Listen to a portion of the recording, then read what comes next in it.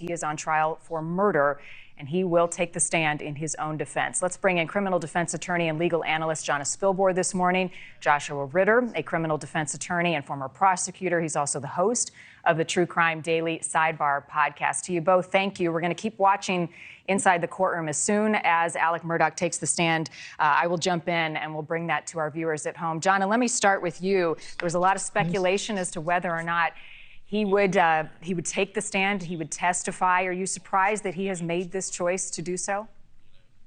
I'm actually not. I predicted a while ago that he was going to have to take the stand in this case because he is the only guy who can explain away, hopefully in his case, why he lied so incredibly, why he did all the prior financial misdeeds that he did, why he probably lied in connection with this investigation. And he's the only man who can basically look the jury in the eye and say, despite all that, I didn't do it. And here's why you should believe me now.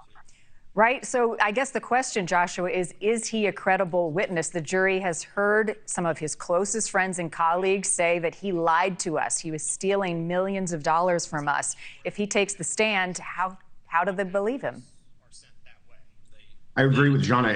It all comes down to this testimony here. I mean, really, you can put aside what we have heard over the last few weeks, essentially, because the jurors are going to be listening to what the words that come out of this man's mouth this morning and judging whether or not he's telling them the truth. And you're right, he's going to go under the crucible of cross-examination. And if he doesn't walk this very fine tightrope act and explain everything, all the misstatements he's made before, all the lack of clarity on where he was that evening, the jurors are going to hang their hats on that. And it may just come down to how he testifies this morning. He's going to have to knock it out of the park with these jurors if he's going to do anything for his case. All right, real quick, as people watch this on the screen live, the state is now cross-examining the witness on the stand, Nolan Tootin. He is a friend of Paul Murdaugh. Paul was killed that night in June in 2021. That means that we may be getting closer to Alex Murdaugh taking the stand. They're bringing this one witness, and then he'll take the stand. How does the prosecution, Jonna, plan for this line of questioning? What is their strategy, and where will they start once he's up there? Oh, boy. Well, that's really going to depend on how Alex Murdaugh does on the stand. You know what I'm thinking, Marni? People love an apology.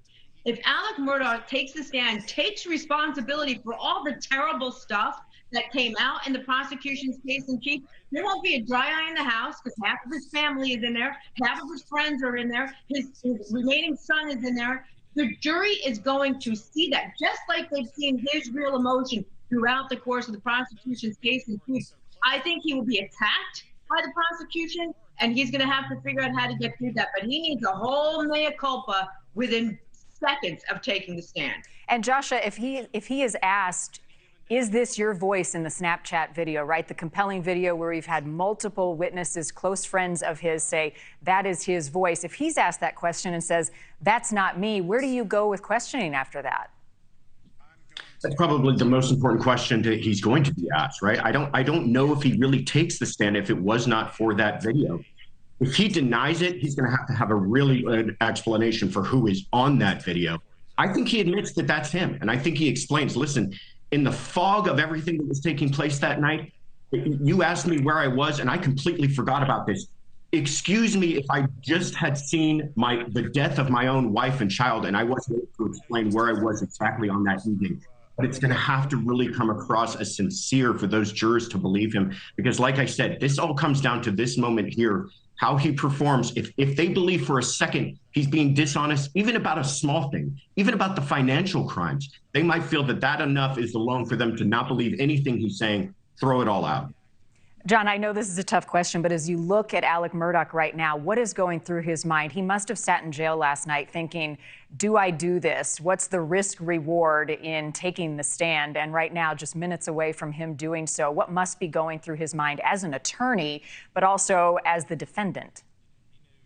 Yeah, he really has to combine the skill that he has. And look, nobody denied that he was a good lawyer. He was a great trial lawyer, and he has to juxtapose that against him, Alex Murdaugh, the man who lost his wife, lost his son in a horrific way, and he claims his innocence. I will not be surprised, Marni, if there is a Perry Mason moment on the stand with his testimony. It won't surprise me at all. Does he have a clue? Does he have more than a clue as to who actually committed these crimes? Is he going to give us those nuggets? Does he know more than he let anybody to know? We're going to find out, I guess, at some point today, what we could find out at some point today. Right. Thank you for watching. Go to newsnationnow.com to find NewsNation on your television provider. And don't forget to click the red subscribe button below to get more of NewsNation's fact-driven, unbiased coverage.